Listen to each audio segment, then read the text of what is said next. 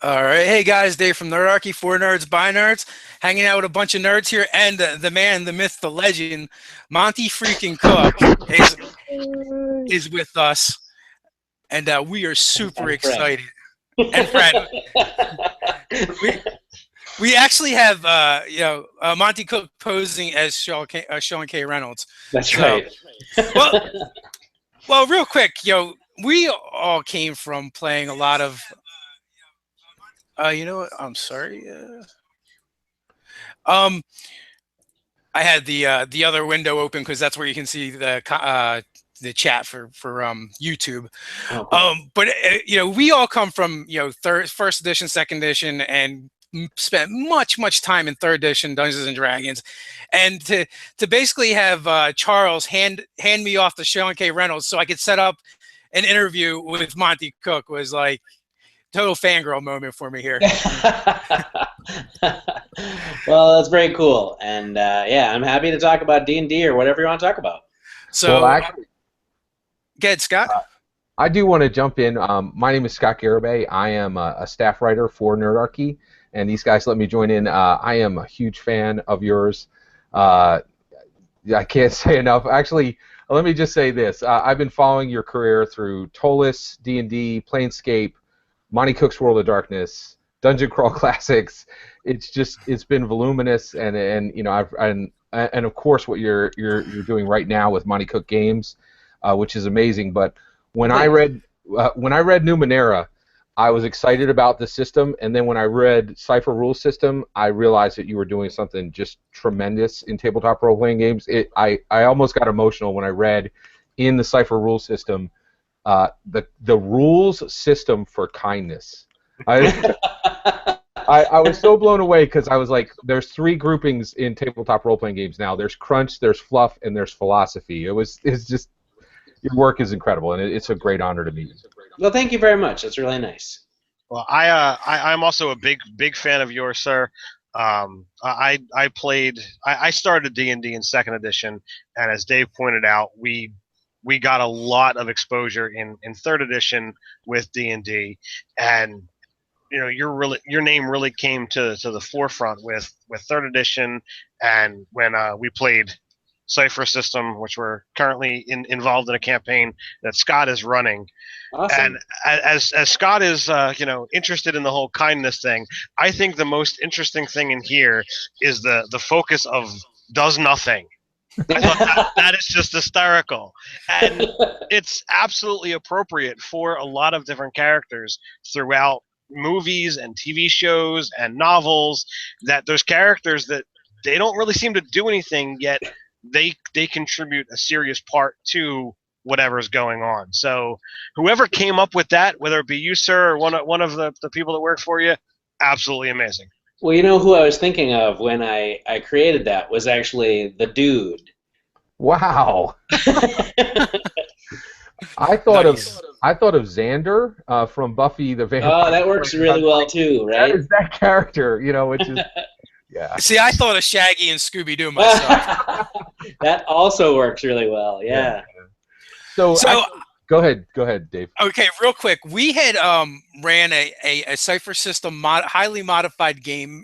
Actually, Scott Garibay did all the heavy lifting on that for Star Trek versus Star Wars. Indeed. For a local podcast here. And that's awesome. at that, I have to quote Scott Garibay when he was describing the Cypher System in Monty Cook, the Leonardo da Vinci of role-playing games is a direct lift from Scott. You guys are going to give me a big head here now. You're going to tell me something bad. So actually, we did kind of just want to jump into what you're doing right now. So with I've been reading some articles and I've listened to a few podcasts you've done about Invisible Sun. My understanding, so I'll just kind of give a synopsis of my understanding, and then if you could just add where you guys are heading with it. So what it looks like is it's absolutely a luxury tabletop role-playing game. It's one cube that has cards and rule systems and custom character sheets, special dice, like actual almost like figurines. It really looks like something special, and it's set into a surreal fantasy world where kind of people live in this world, but through a thin veil, there's another world, and they're trying to accomplish different goals. And so, one, it looks like at a production level, there's never been a tabletop role-playing game like it. But what else is in there? What are you guys thinking about as you bring this to the market? Well, you did. So you did a great job. I couldn't have summarized things better myself. The idea here is, if you guys are at all board game fans, and that that feeling you get when you open up a brand new Fantasy Flight game or something, where you're opening it up and there's just all these cool cards and pieces and tokens and all that stuff. I wanted that experience, but with a role-playing game, right? I'd never really had that. We did a big deluxe Numenera box set a while back, and that kind of was what got things kind of going in my mind, was this idea of, just something that's really deluxe. It's not for everybody, but for the people who are really into it and interested in it, it would be something really special, look great on the shelf, look great on the table. And so that's the kind of thing that we wanted to create. It's got like you said, a number of cards. It's a game where magic is very, very heavy, right? And so all the spells and the artifacts and things like that are all on cards. It's got a cool sort of divinatory board where you're playing these round cards from what we call the Sooth deck that actually affect play, and it's going to change the way magic kind of flows from moment to moment, and can make things, using magic gets to me sometimes a little bit dangerous, right? Because you don't know exactly what's going to happen, to it and stuff. So that's the feel of the setting that I wanted to come to with it. There's another whole aspect to the game, though, which is something that I've been designing for a while now that addresses concerns that I've heard from a lot of people, right? For a lot of people, the biggest hurdle to playing an RPG is just simply the time, right? It's hard to find a time when everyone can all get together at the table. Maybe you only can do that once every 3 weeks or 4 weeks, right? But you want to have a role-playing game experience more often than that. So with Invisible Sun, with the rule set, there's a way to play. It's called development mode, and where you're playing away from the table, maybe in smaller groups, maybe just one player, one GM, and you're kind of handling things on the side. It allows you to have, your character can have a really personal sort of story arc going on that doesn't necessarily affect the rest of the group, but you can carry these things on in side scenes. But then maybe it might start, something that you discover, right, might affect the main storyline that the group is going through, and so suddenly, the things come together. It's the best way that I've been able to come up with in order to create, these cool stories that you see, like I don't know about you guys, but I think television right now is the go-to media, right? It better than movies, right? It's just all these fantastic shows where we got episode by episode, but there's these larger arcs that kind of span over a number of episodes, and the way it's all woven together is really deft and cool, and you get a lot of really cool character development.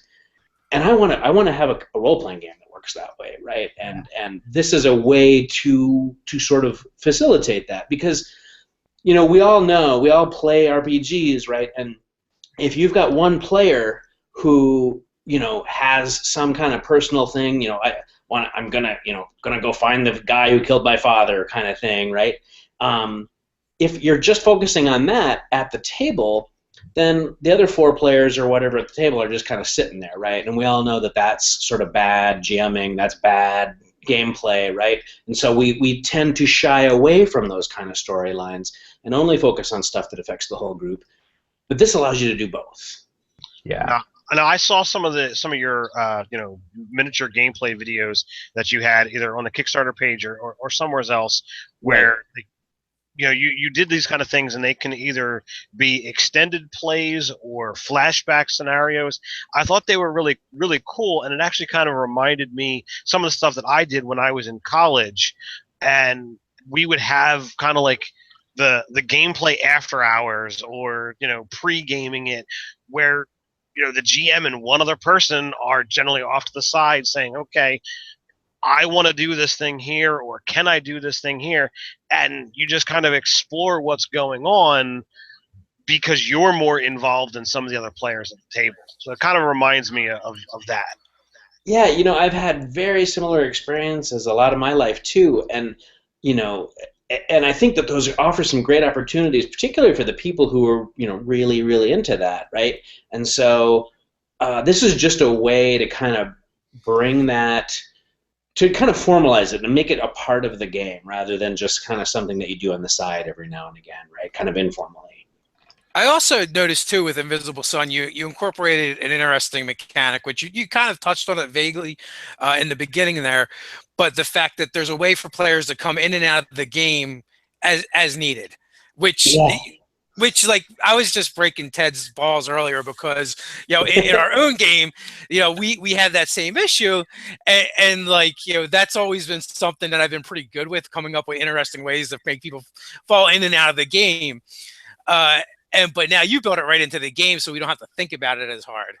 I've always had to do that too, right? There's always somebody, somebody gets sick at the last minute, they got to travel, they got a family thing or whatever, right? And they can't make it to the game, but you don't want to cancel the whole game. So, everyone's run into this, right? And so, like, sometimes, like, if you guys have ever seen the Gamers movies, right? Yeah. In the first Gamers movie, right, there's a guy who never shows up, and so his character's always kind of standing in the background, and then the player shows up, and all of a sudden he's doing all kinds of stuff.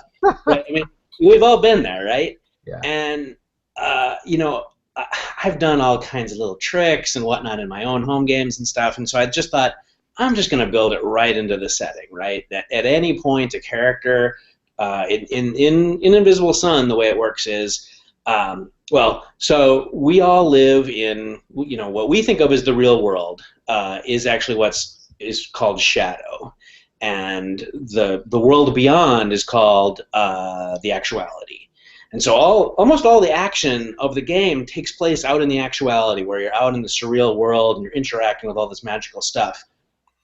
But because we've spent so much time sort of trapped in Shadow. Shadow has this kind of allure to it, right? We remember our lives here. We remember that the good things about it, and so you're just kind of, at any point you can sort of fall susceptible to being drawn back into Shadow, right? So if Sean can't show up to the game this week, right, you just say, oh well, his character was drawn back into Shadow, and and at any point he can escape it, right? And so he can literally just sort of fade back into the action, right, when he can show up, the next session, and it makes perfect sense. It fits right into the narrative.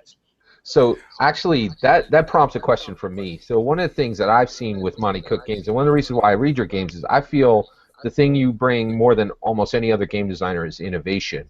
And so one thing I'm curious of is, it seems at times that Monte Cook games is on the bleeding edge. And so you're out there and you kind of cut a path through, the brush, and you guys have sap on yourselves and you're sweating.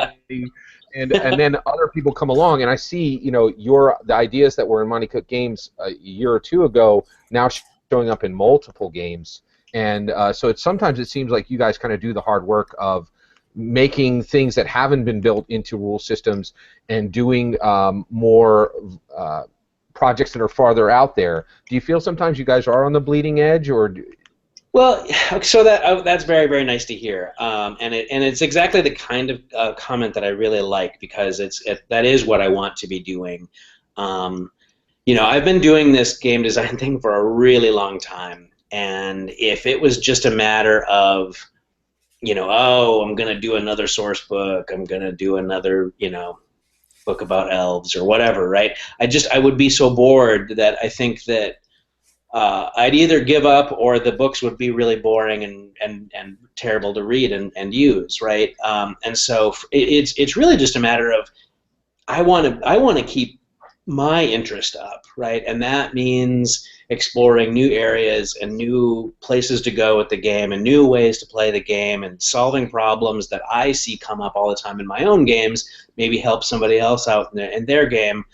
You know, it's just where I am, right? It's just, I mean, I am a hardcore gamer, and you know, I want to keep things fresh and cool and moving forward.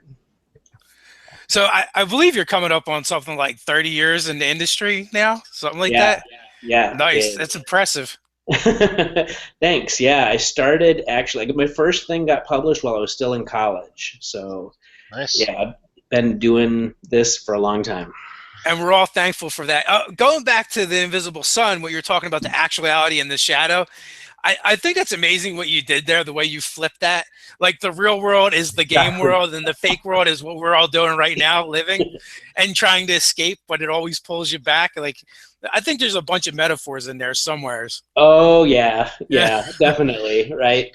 I mean, the theme of the game is really sort of escape, right? And it, you know, I mean, that's what role-playing games are ultimately, are they're a way to escape. So I wanted to reflect that actually right in the setting, right? That even the characters are trying to escape, right? It's you know, just like when we sit down to play a role-playing game, you know, and we just want to put work and school and all that stuff behind us for a little bit, right? That's kind of what the characters are doing too. So I actually had a question in regards to that. You know, you say that the actuality is far more magic intensive. Is the actuality a complete and utter fantasy setting, or like does the attributes of the shadow pertain to it? So like, all right, suppose we're walking in the shadow and we're at Walmart and we cross over into the actuality. Where am I? Am I in a village square? Oh, Is that I completely see. open to DM interpretation? It's almost be better to think of it like different planes of existence, right? Okay. In D&D or Planescape or something, where Yeah. if you leave Shadow, where you go is not necessarily anything. I mean, it's not necessarily anything. There's no direct one-to-one overlapping. Okay. All right. That was the major thing that I have, because it's like I I've played in games that are modern. I've played in games that are fantasy. I've played in games that are future, and it's like I don't know how much of my being in the shadow or my knowledge of what's here is going to get carried over into the actuality. So, Actually, can go you ahead. talk a little bit about creating the actuality? So it does sound like it's something really unique and new that we really haven't seen, and it also sounds a little boundless. So you know, I think from the rules perspective, I mean, it seems like your brain is just geared to come up with really innovative rules that are a little farther ahead of the. But it seems like the actuality could really challenge you and your team. Could you talk about creating the reality and kind of putting bounds around that and making it unique from other things, but also not making it completely alien? Talk about the development going into creating the actuality. Okay, so we have this thing called the Path of Suns, and you can see that image on the Kickstarter. You can also just go to pathofsuns.com, right? And it shows these kind of mystic symbols with a path connecting them, and then there's one symbol that's off on the side. Each one of those symbols represents what we call a different sun, and each one of them has a different color. So there's a silver sun, a blue sun, a green sun, a indigo sun, all these different suns. And it wouldn't be wrong to think of each sun as kind of like a plane of existence. Again, you kind of using that D&D metaphor, the D&D example. So like everything that exists sort of underneath, you know, in the illumination of the red sun, for example. Red is all about destruction, but it's also about change, right? And so it's this realm where there's always all kinds of upheaval, and it's full of demons that are just tearing each other apart, and it's this violent place of change and destruction and whatnot. But then you go to the green sun, and green is all about life, right? And so it's a place where there's lots and lots of plants and animals and just like burgeoning with life and whatnot. And you go to the the pale sun, and the pale sun is death, right? And so that's where you go when you die, and so it's filled with the dead and sort of the people who shepherd the dead, and so it's like these different levels of reality that you can go through, and Shadow is actually one of the suns. It's the gray sun. And then there's another sun called the Indigo Sun, and that's where probably the majority of Invisible Sun sort of action is going to go on. There's a city in Indigo called Saturnine. That's where a lot of the player characters are going to live, or a lot of the action is going to happen. The orders that you belong to are centered there, and so the Path of Suns really sort of becomes like this sort of map of reality. And if you're looking at the Path of Suns, you can see that there's one symbol that's off to the side. That's the Invisible Sun. That's where the game gets its name. And that's the source of all magic, right? And so there are these currents of magic that flow from the Invisible Sun and flow through the other suns. And is there anything blocking the magic to the gray sun? Well, not really. If you knew how to use it, the player characters are collectively called Vizsla. And once Vizsla leave the gray and they kind of figure out what's going on and are in the actuality and kind of have established themselves, if they go back, it would be sort of an atypical adventure. But if you went back to the gray for some reason, you would still have access to your magic. You could still do all kinds of crazy stuff, and probably disrupt Shadow pretty seriously. So go ahead, Dave. When I was like looking into the Invisible Sun stuff, I was kind of getting this like Dresden File vibes a little bit. Is Jim Butcher any influence there? A little bit. I read the first couple of Jim's books, and I watched the TV show, which wasn't very much like the book. No. But yeah, I like that stuff. There's the biggest sort of influence on Invisible Sun is actually real world occult and myth and those kinds of beliefs. Nothing is ported directly over, but everything or I shouldn't say everything. Lots of things in Invisible Sun are sort of inspired by sort of the real world, magical, occult, mythological ideas and stuff. So like the Path of Suns, for example, is sort of inspired by something called the Tree of Life from Kabbalism, that is kind of this map of reality with different aspects to it. And like I mentioned before, we've got the deck of cards called the Sooth deck. It's a little bit like the tarot deck, in that kind of idea. So that's where the biggest amount of inspiration has come from, is just my reading up on all that crazy esoteric stuff. So if you had to pin Invisible Sun to one genre, where would you place it? Because I feel like it kind of dips into a lot of different areas here. Well, so I'm calling it surrealistic fantasy, and I'm saying it that way because I want to make it clear that this isn't sort of sword and sorcery. This isn't Tolkien. When you say fantasy to people, they think castles and knights and dragons and stuff like that, and Merlin or whatever, and that's all. That's all really cool. I'm a big fan of that, but this isn't that. This is more of its own thing, really. But we're really focusing. If you look at the artwork that we've got, for example, we're really focusing. Fantastic. Thanks. We're really focusing on the surreal aspect of it.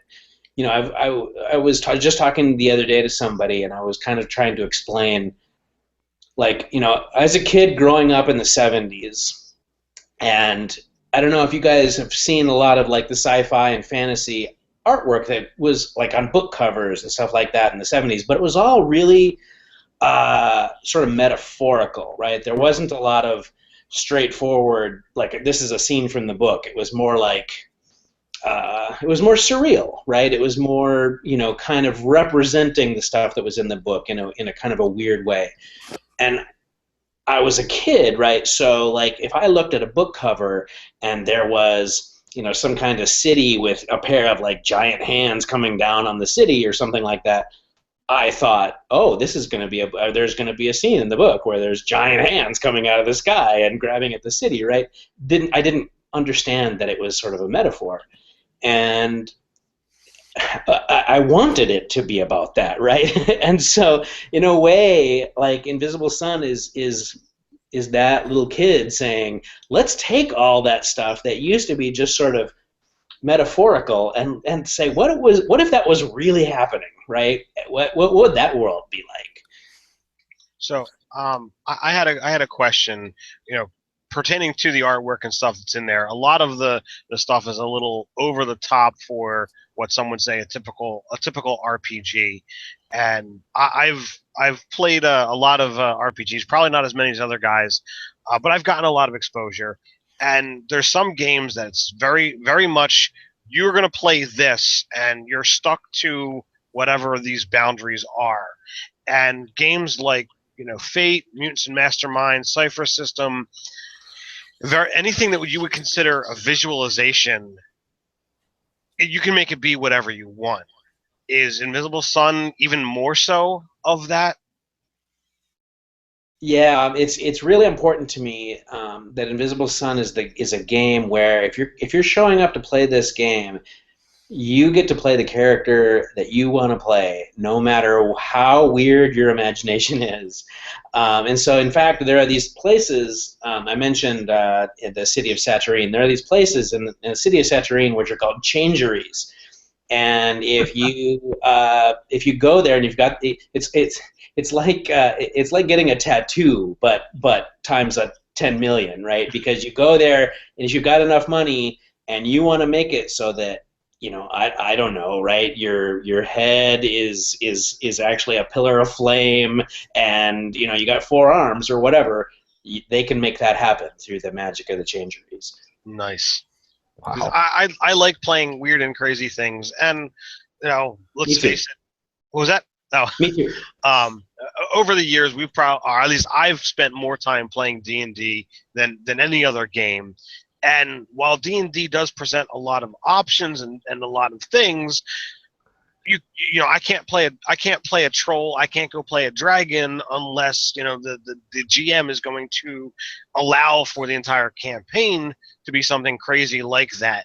And Right. my first real exposure to a game where visually the attack that you're going to do and what you look like is literally open to your own interpretation was Mutants and Masterminds. And then I saw it again in Fate, and then to a degree I'm seeing it in the Cypher System, and I love those styles of games because technically anything visual, it doesn't affect anything short of people's interpretation. And I don't like the confines at times, so I like hearing that you can go down that road. Yeah, I chafe at limitations sometimes. Right? I'm always like, well, you're giving me these 3 choices, but what about choice number 4, right? So I was thinking. Numenera. Go ahead, Dave. Numenera, the Strange, Cypher System, they're all very rules-light. Is Invisible Sun going to continue that trend? Yeah, it's got a very similar sensibility to it. I want to make a game where that's really easy on the GM, where the GM is focusing really on story management and whatnot, and not so much on the rules. Very, very much like in the Cypher System. I want to, obviously, I agree, exactly with what we were saying before about like if you are going to have a game without a ton of limitations, right? You've got to have a rule system that is kind of open and not really tight, not really restrictive. It allows for a little bit faster and looser play. I'm not saying that it's anything goes. Right? I mean, it's still an RPG. It's got rules. It's like the Cypher System, right? It's still a game with rules, but it is not quite as like tactical or hard focused on rules like that. I will say, however, that just from like a character point of view, a character creation point of view, it is more involved than say Numenera or those other Monte Cook games, because this is a game for people who really want to get into their character and and if you're the kind of player who like where your character lives is an important thing that you think about, then you're gonna like this game, right? If you like get off on that level of kind of really thinking about the details, that's an actual part of the game. It's not just fluff. Cool. So I was thinking about the form factor of the game, and one of the things I was thinking of is I collect core rule books, and so I have a collection of over 100 core rule books, and most of them. You can see a lot of them stacked up over there. There's a few. That's awesome. Actually, and the Strange is a proud member of that collection. Awesome. But one of the things that I've learned over the years is most of those games are worth maybe 2 or 3 times what I bought them for, and some of them are just worth a little bit less than what I bought them for. But I have one game that's worth 50 times what I bought it for, and that game is Marvel, the Marvel Saga role-playing game, and it used a deck of cards. It didn't use any dice.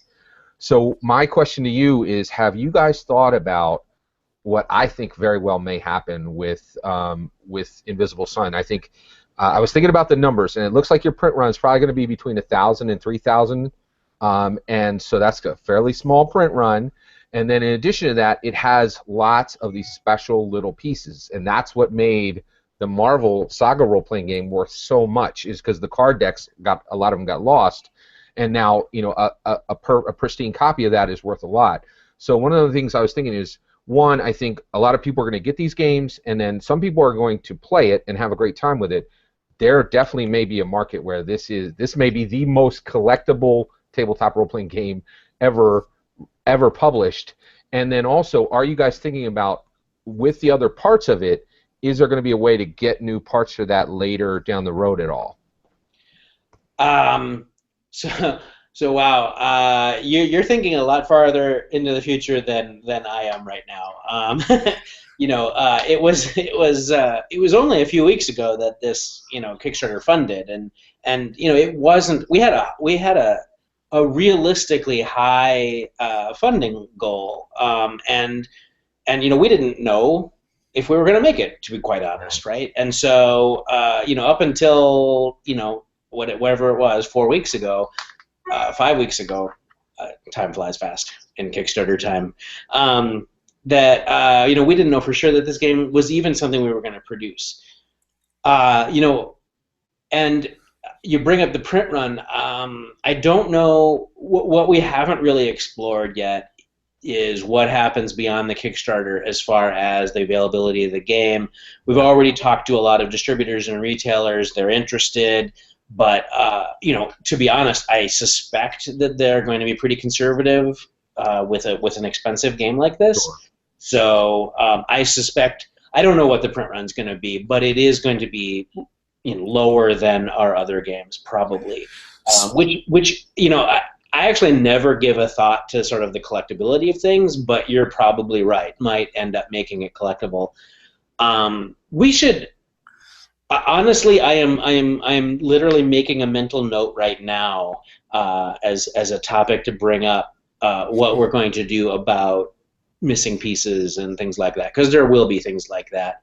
I imagine, I'm actually a little bit ignorant on that score, but I imagine that people who produce board games have to come up with a way to deal with policy. It. Sure. So we'll probably have to do something like that as well.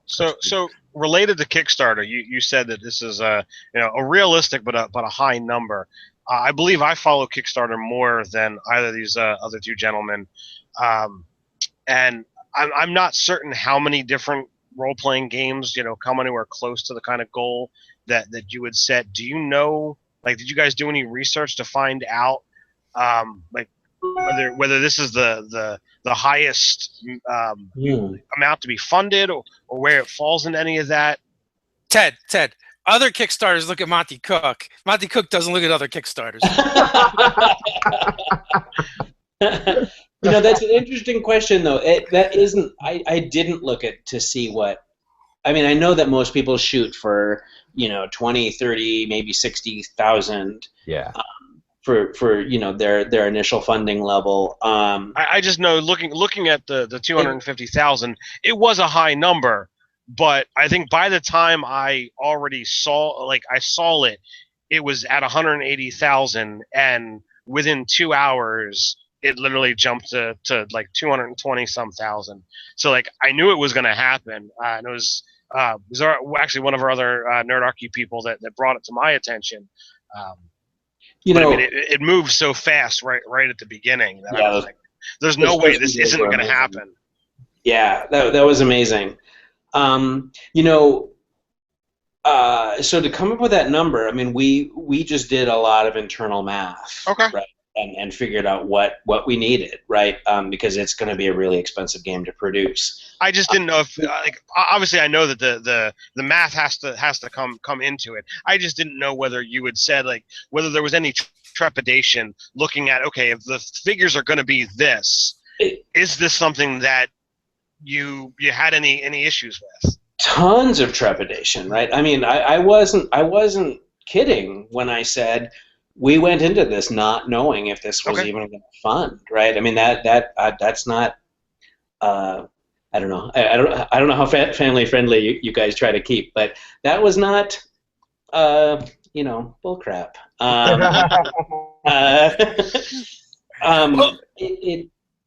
You know, I will say that when I looked at stuff like that, I didn't look at a lot of other RPGs, but I did look at a lot of board games. Yeah. Okay. So, Dave, did you have a question? If not, I got something. Actually, I would like to jump in real quick.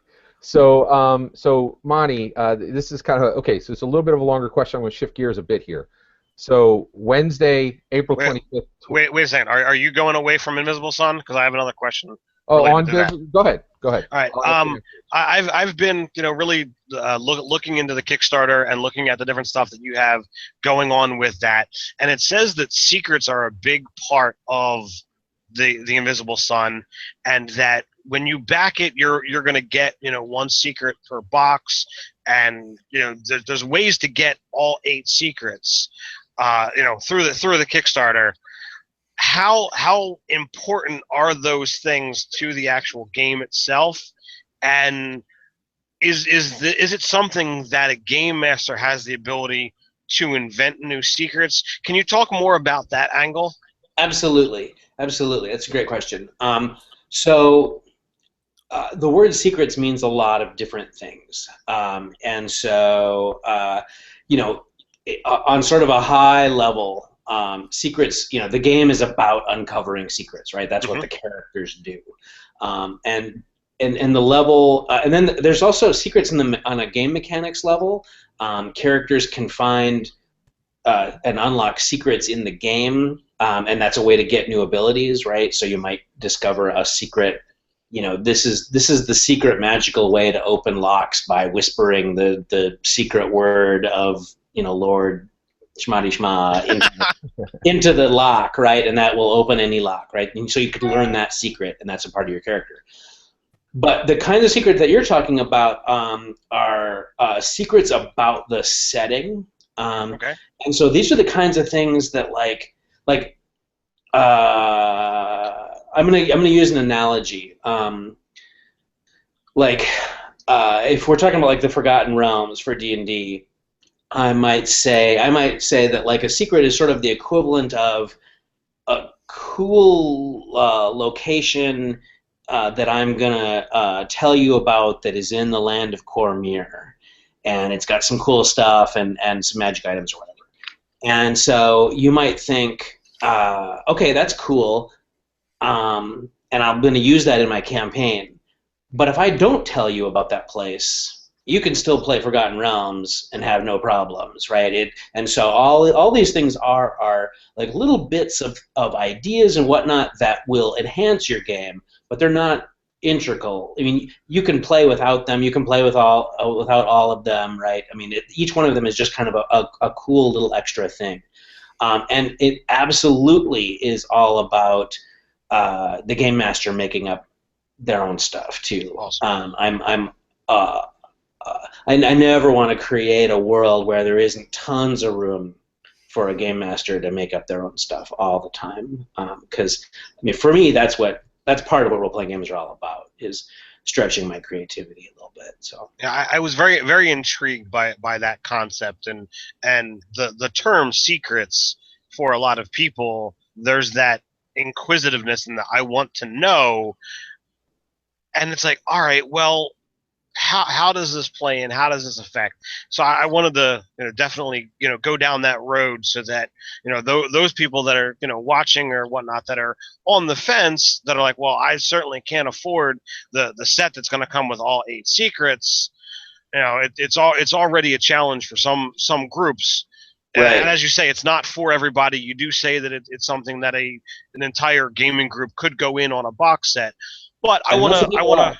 Yeah, absolutely. Yeah. And I wanted to give it to those people, listening at home, that it's not 100% essential that you have all of these things, and that you can create your own and do more with it. Because if they're going to be on the fence about it, that could be something that, tips them to saying, all right, I'm in. Plus, very well, right? I mean, we know how the real world works. As soon as the game goes out there, right, there's going to be a website that's going to be collecting all the secret, and that's cool, right? I think that's fine. That's a part of it, right? And it brings the community together. Yeah, it does. I mean, seriously, it does, right? And I mean, there is on G Plus, there is this very active group of people who are like trying to solve, because as a part of the Kickstarter, we have sort of put in all these kind of secrets and clues, and we've been hiding some geocached stuff all over the place. Ooh, nice. And and so there's this group of active people out there trying to figure it all out, and that's kind of a, I don't want to say it's part of the game, but it's the spirit. That's in the spirit of the game. I would agree. So right. I do I'll see you, Scott. Thank you. So I'm going to shift gears a little bit here. I want to talk about Wednesday, April 25th, 2012. That is the event when you actually left the 5th edition Dungeons and Dragons. Scott, are you gonna mention the Cook Cleave? Yeah. So actually, let me get this is a little bit longer. So let me get it out here. So basically, what I want to ask is, essentially, one. I know people have asked you about this in the past, and if you decide to pass on this question, I 100% respect that. But actually, I'm asking it because I think 4 years later, I really believe that day was a historical event in tabletop role-playing game history. And when I say tabletop role-playing game history, I feel comfortable saying that now because there are well over a dozen serious, historically researched books about Gary Gygax, and I believe in many ways you're kind of the second Gary Gygax. So here's my question. So when you left, essentially, it made a path in tabletop role-playing games, and 2 things happened. We know what the result of that day is. You showed how modern rules design goes. You showed how modern publishing goes. You showed how a modern tabletop role-playing game company is built. Mike Merles did the following. The rules set for Dungeons & Dragons 5th edition, in my opinion, the only thing the rules did was it brought forward advantage, great idea. It brought forward background crunch, great idea. It brought forward bounded accuracy. But the rest of it was a lot like 3.5, right? So my question is, one, I think someday, if time travel is invented, the tabletop role-playing guys will go back to that day, either to change measurement or witness it. So my question is, I think if you had stayed, I think what Dungeons & Dragons 5th edition would have been was a way more elegant and better rule system, but may have had a higher chance of being rejected by the fans, and that is something that Merles did that was a huge accomplishment, which is he healed the D&D community from the 4th edition schism. So one, anything you'll say about that day I would really love to hear it because it's a huge topic on my mind. And so if you could just talk about that day and what if you had stayed, what would that world look like? Well, it is, I hope understandably, a really difficult question for me to answer. Not because, I can't really even speculate what it would be like if I had stayed on that team. I mean, to be really clear, I was when I came back to Wizards, I was always there on a contract basis. I was always there to kind of excuse me, come back to work on the design of the game and to lead that team, and then but it wasn't necessarily going to be a long-term thing anyway. I am not probably as familiar with 5th edition D&D as you might think. I kind of turned away and didn't look back a little bit. I had other things to do. But I will say that, like, I didn't leave because of any game mechanic or game design issues. I didn't leave because of the people on the team or anything. It wasn't anything like that. It had a lot more to do with discussions that we were having about the future of D&D, and it involved people whose names aren't on the covers of books and stuff. But it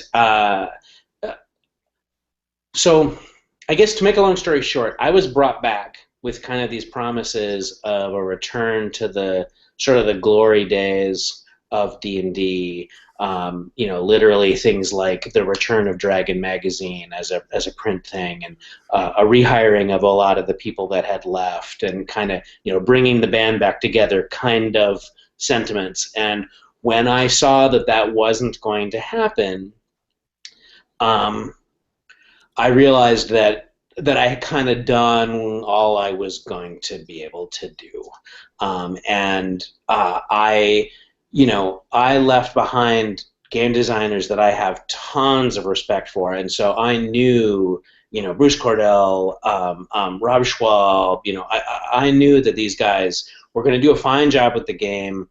I had no worries about that, because I had come back. I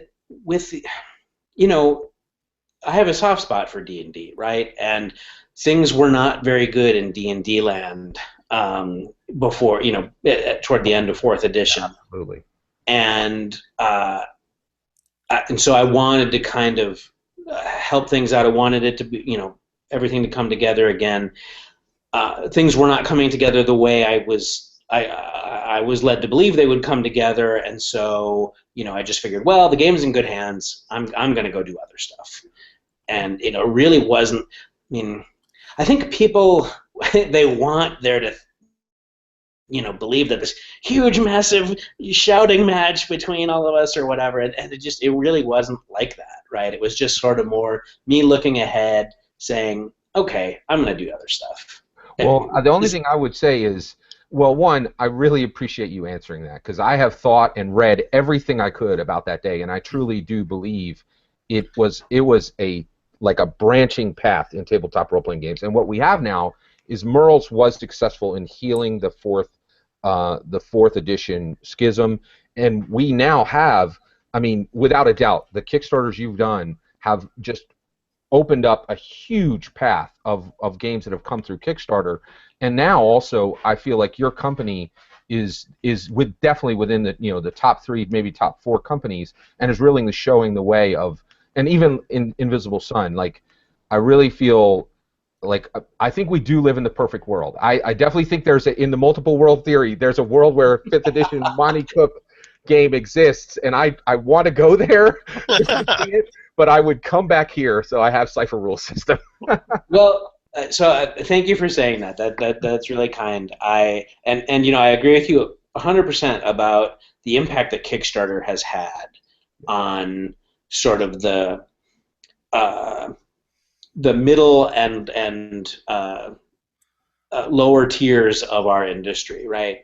Where we are able to reach audiences. We are able to make games that just literally would not have been possible. These things would not have been possible 10 years ago at all. Wouldn't even have been a consideration. And one of the things that makes me really, really proud is 2011 into 2012, I kept hearing, oh, RPGs are dying, right? RPGs are no one plays them anymore, right?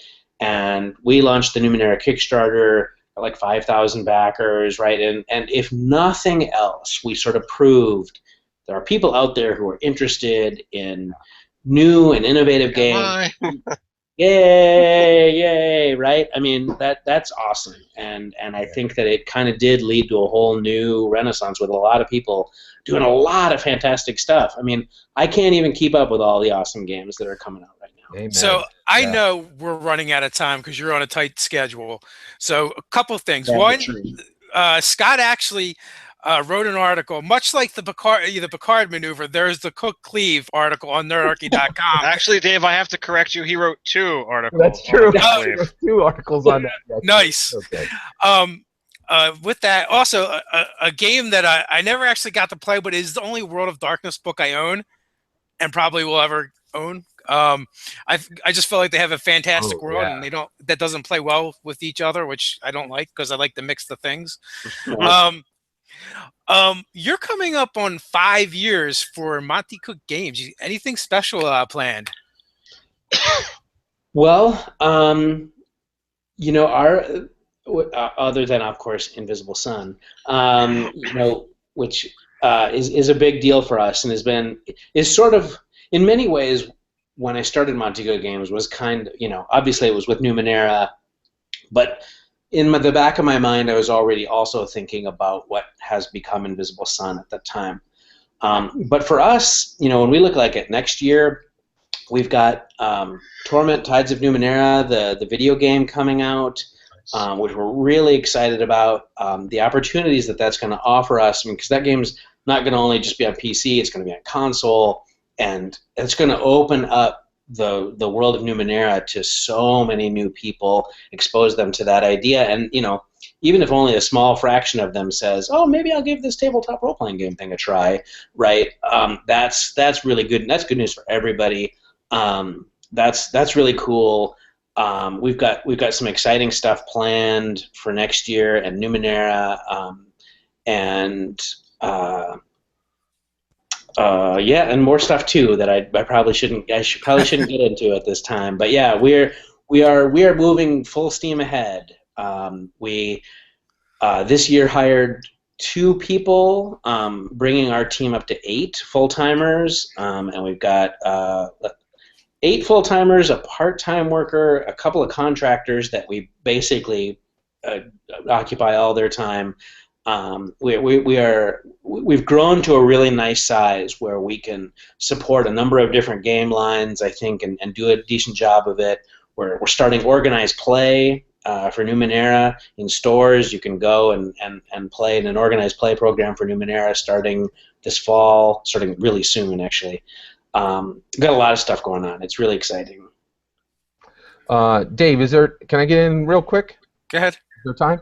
So one of the things, anybody out there, if you're not playing Monte Cook Games, I really point you to Numenera, The Strange. I point you to Cypher Rule System. I think is amazing. It's a masterpiece. And the reason why, and Monte, I want to thank you for this, because we are seeing something right now that is unprecedented, which is the rise of tabletop role-playing games, not as entertainment from playing it, but entertainment as watching it. And I think your games are perfectly poised to take advantage of it. And one of the reasons why is with innovations like static damage, no dice for the game master, game master intrusions giving XP, they all speed the game. And so with your systems, you can tell stories really fast. So if you're out there and you haven't played a Monte Cook game, get on it. They are masterpieces within the industry, and they can help you tell great games quickly, and I think they're perfectly poised for the games that are on camera. And I will actually touch on that as well. The Cypher system, in and of itself, it gives you the rules to say that it's theme generic or setting generic, so that you could take the Cypher system and literally throw in any kind of game with one book. You can go future, you can go superheroes, you can go fantasy. Wherever you go, you can use this one book. It's your PHB, your DMG, and your monster manual all in one. It's a work of art. Well, you know what? I would like to add something real quick, and I think I just want to let Monte know too, because one, we talked about the Star Wars versus Star Trek, and we ran with Cypher System. For a room full of people that probably don't even know what RPGs are, right. And we had a lot of fun with that. But not only that, we're playing a Shadowrun game using Cypher System. Yeah, exactly. Using Cypher System. Yeah, and that's cool. I'll hear that. That I really appreciate all that great comments, guys. That means a lot to me. I'm very excited about the Cypher System. I think we're doing a lot of really fun things with it. My partner Shauna is right now working on a source book for the Cypher System called Predation, which is really cool. The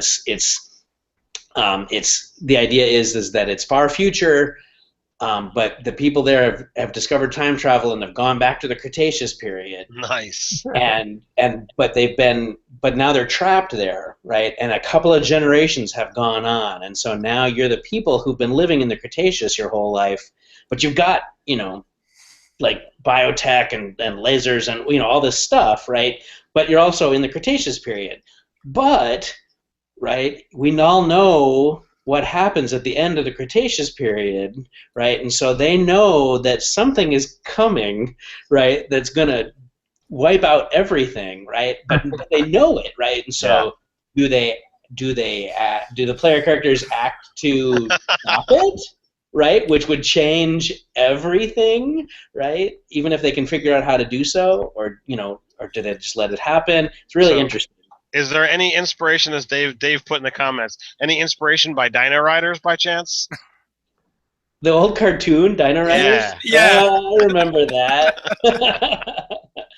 I know she's been looking at a lot of Dinotopia books. Okay.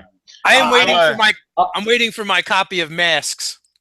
Oh, yeah. That's another really great thing. Dennis Detweiler, one of the guys that we hired this year, along with Sean Reynolds, and he's our managing editor, but he's also a great writer, and he's writing this weird superhero psychological horror mixture mashup thing called Unmasked. That's going to be really cool. I was torn between that one and Predation. Is that how you say it? Yep. Well, I will certainly be getting Predation. I'm a huge fan of dinosaurs. So. Me too. I'm a big dinosaur guy. All right, what's your favorite? I'm a Triceratops guy. Okay. That's my son's. I go Ankylosaurus. Ah, that's a good choice too. I always even as a kid, when I was a really little kid, I was really into dinosaurs, of course, and I thought of okay, if you're an herbivore, you're a good guy, right? If you're a carnivore, you're a bad guy. But the Triceratops was cool because he was a good guy, but he was still kind of badass, right?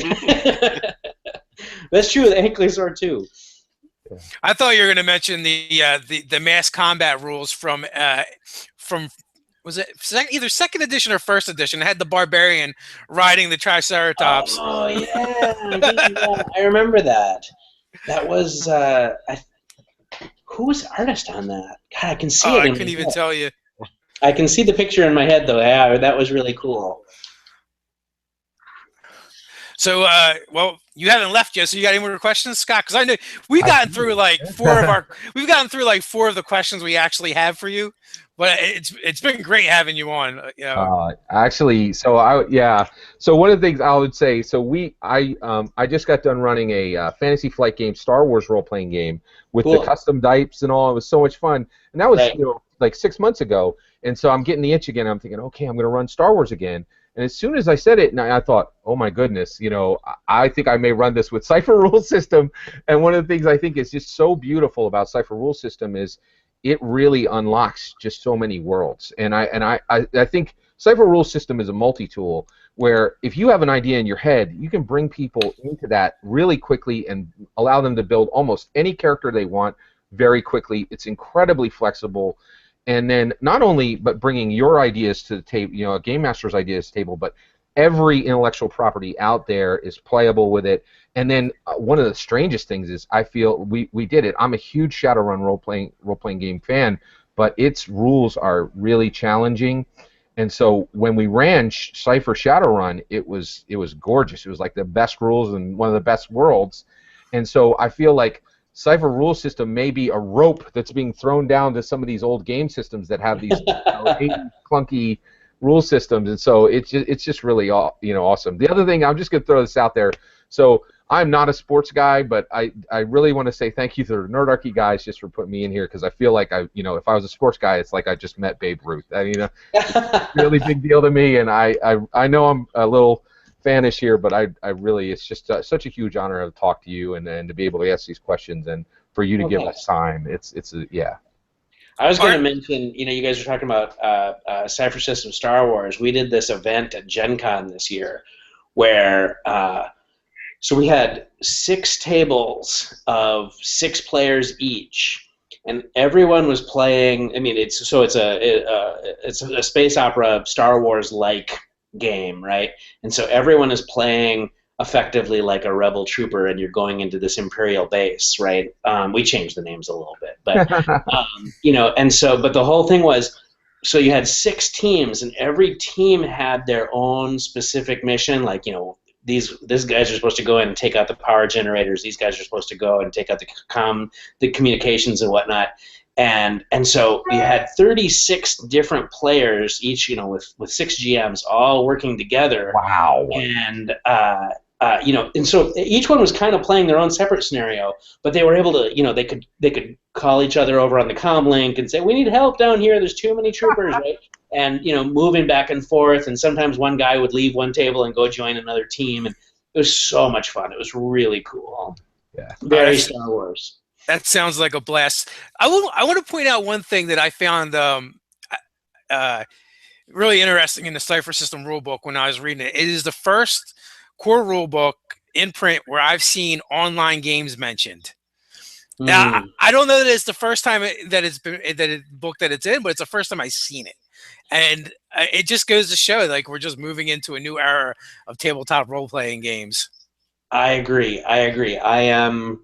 I have some ideas for this, but I'm sure I won't be the first one. Somebody's going to come along with a game that's specifically designed to be played, Roll20, Google Hangouts, Skype, right? Where everything is designed just for that. I think I personally play a lot of games that way because my team is kind of all across the U.S. and so it's the only way that we can play, and sometimes so. I think that's a really vital part, and it's only going to become a bigger thing as we go forward. Well, so that's kind of why you included like the app stuff with Invisible Sun, right?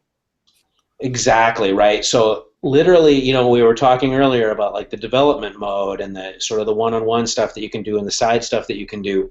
I mean, you can do that, like, if you and the GM kind of just go over to somebody's house, you can do that at a coffee shop. You can do it online, right? You could do it on text if you wanted to, right? I mean, there's a lot of different ways. I mean, we have so many different ways to communicate nowadays, right? And so you can bring that in and make it all a part of the game. So from an inspiration perspective, so I like to tweak the rules in the systems that I use, but I want to make it sound. I don't want it to be be able to be abused or whatever. So there are guys I look to for inspiration on games design: Luke Crane from Mouse Guard, Fred Hicks Fate, Robin Laws from Gumshoe and Esoterrorist, Sage Latora and Adam Cobell, Dungeon World, and the last one is John Harper and Ghost Lines. Those are the guys that I see, like, these guys are at the top of the industry. They're doing stuff that nobody else is doing. They're ahead of the curve. Who do you look to for inspiration on design? Is there anybody you learn from? Who are the heavy hitters to you? I appreciate all those guys as well. I also really, really deeply respect pretty much everything that my co-designer from 3rd edition, Jonathan Tweed, does. He taught me more about RPGs than I can even begin to explain.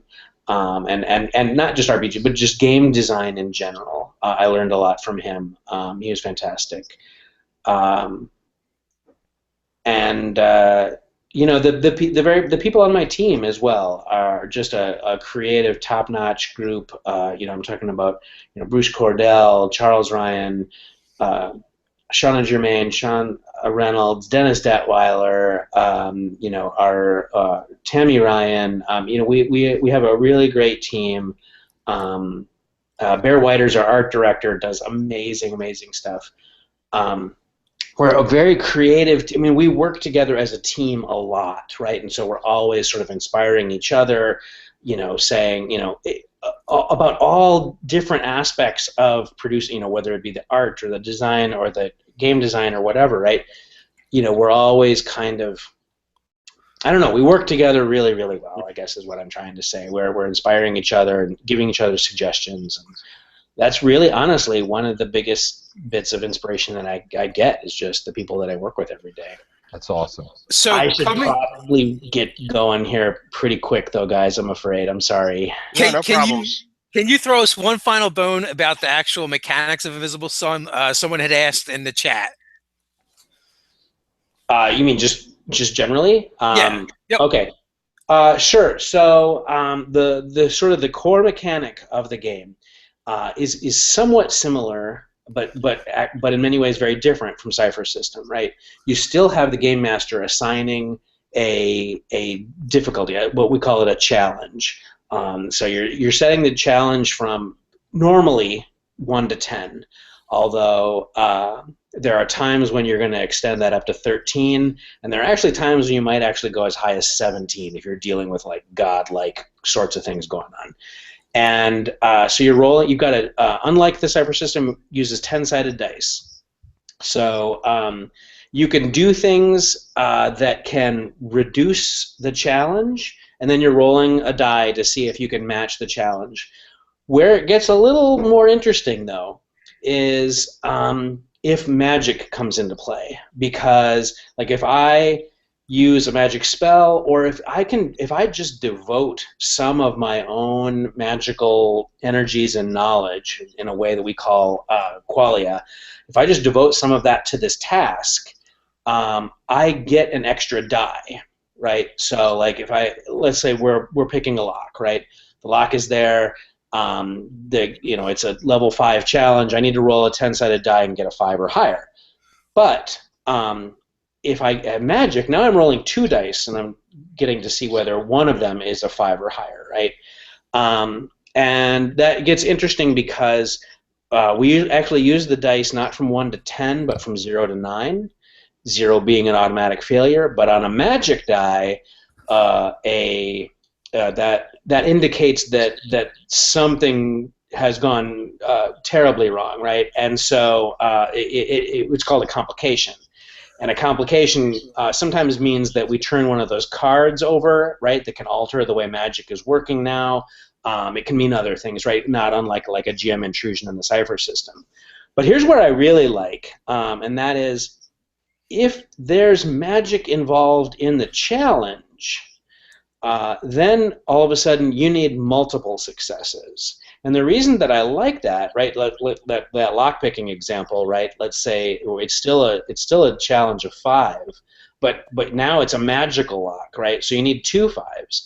And the reason that I like that so much is that means that if there's magic involved on one end, you've got to have magic to solve it, right? Because if you need 2 5s and you're only rolling 1 die, you can't succeed, right? It becomes this hard and fast thing, right? So now it's like a thing where if there's magic involved, I've got to use magic to deal with it, or I'm not even going to have a chance. But there's a lot of magic in the game, so that's not as big a hindrance as it might sound in other games. But it still is one of those things where it really showcases the difference between like when magic is involved and when it isn't. And that's a big part of the setting, and so it's a big part of the game mechanics. Awesome. Excellent. Thank you so much for sharing that. So much. Sure. It is as Scott and David said, it's an absolute pleasure and honor to have had this chance to talk with you, to kind of pick your brain with all of these different things. You're absolutely, as Dave said, a legend in the RPG community. Well, thank you very much, guys. It's been a lot of fun talking to you too. Thank you. Take care, Monty. And guys, right. down in the description below, you can find the link to Invisible Sun, the Kickstarter. Check it out before it goes away. 71 hours. Yep, it ends soon, so act fast. Indeed. Absolutely. So with that, until next time, stay nerdy. nerdy.